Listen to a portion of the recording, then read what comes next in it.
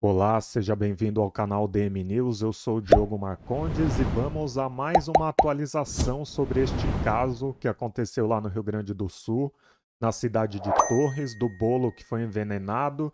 3 pessoas da mesma família morreram e hoje, nesta sexta-feira, dia 10 de janeiro, saiu uma informação importante.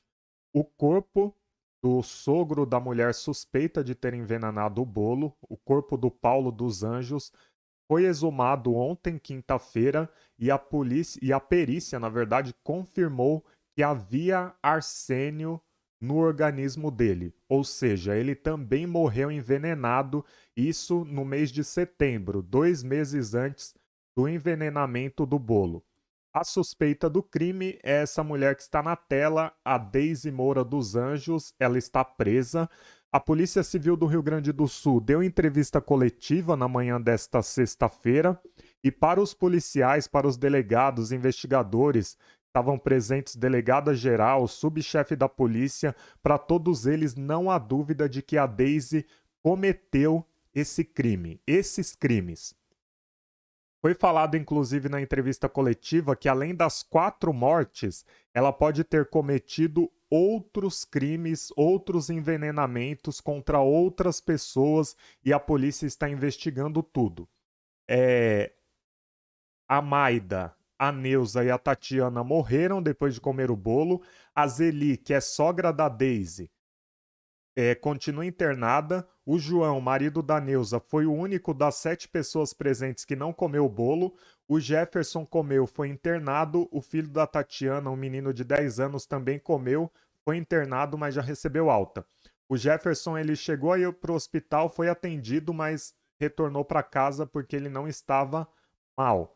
Então, 3 pessoas, Maida, Neuza e Tatiana, morreram. A Deise é a principal suspeita de cometer esse crime. E agora, eu vou contar a história de acordo com o que a polícia falou na entrevista coletiva de hoje. Olha só como esse caso aconteceu. Em meados de agosto, né, antes de setembro, na verdade, a Daisy ela pesquisou na internet sobre veneno para matar seres humanos. Ela chegou ao arsênio e, embora a venda seja proibida, ela conseguiu comprar o arsênio. Depois que ela comprou, ela começou a ligar para a sogra e começou a dizer que estava com saudade da sogra, que queria ver a sogra. Qual é o problema disso? As duas não tinham um bom relacionamento. De acordo com as informações da polícia, a confusão entre elas teria começado em 2004. A Daisy tinha uma conta conjunta com o marido e a Zeli, sogra dela, pegou o cartão e fez um saque nessa conta. E a partir daí, de acordo com a polícia, a relação das duas nunca mais foi a mesma.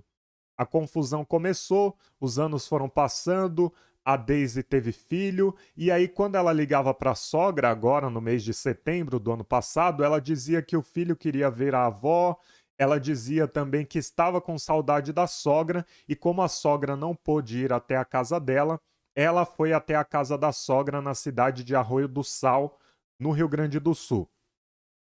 Nessa ida, num bate-volta que ela fez até a casa da sogra, junto com o marido e com o filho, ela levou leite em pó, levou banana, levou flores. 2 dias depois, o sogro e a sogra passaram mal. Eles tinham consumido a banana, eles tinham consumido o leite em pó e eles passaram mal. Eles foram hospitalizados. A Zeli teve alta, o Paulo não e faleceu no hospital. Naquele momento não houve investigação porque acreditava-se que ele tinha morrido de intoxicação alimentar.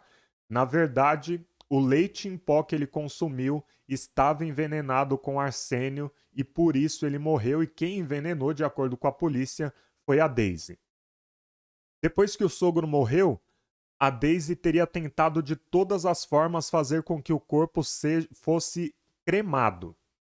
No Brasil, por lei, um corpo não pode ser cremado em casos de morte suspeita, de morte violenta. A pessoa não consegue a cremação. Para que, no caso do Paulo, o corpo fosse cremado, precisaria da assinatura de 2 médicos atestando que ele morreu realmente de uma intoxicação alimentar, que não foi uma morte suspeita.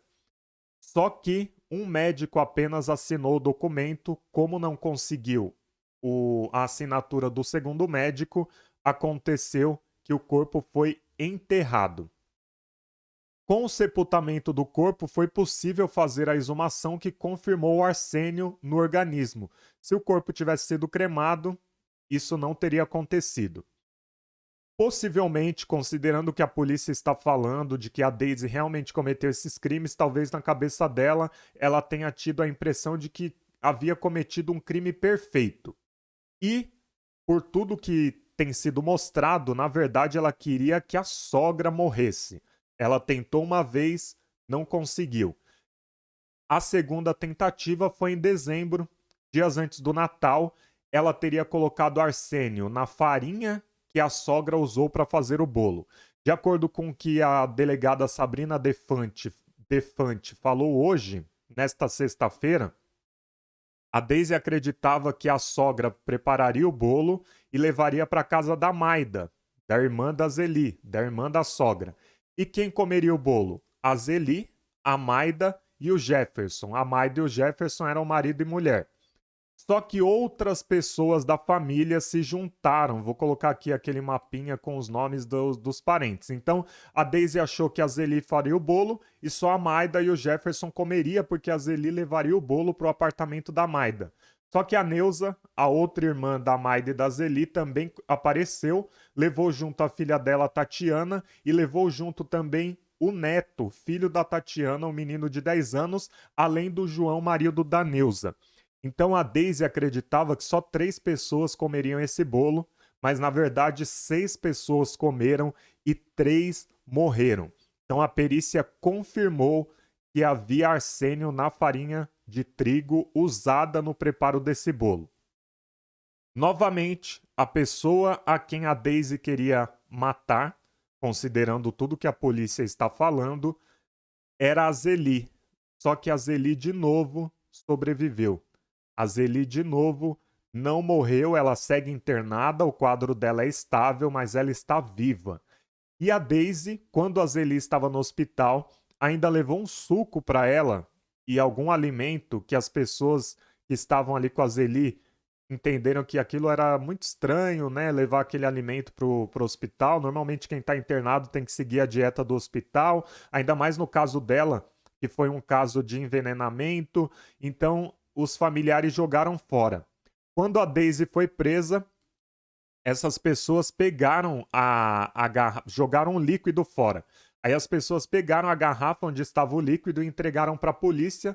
A polícia mandou para análise e aí o resultado deve ser divulgado para saber se naquele suco que a Daisy levou para a Zeli havia veneno. Se havia veneno ali, teria sido a terceira tentativa dela, pelo menos conhecida, de acabar com a vida da sogra.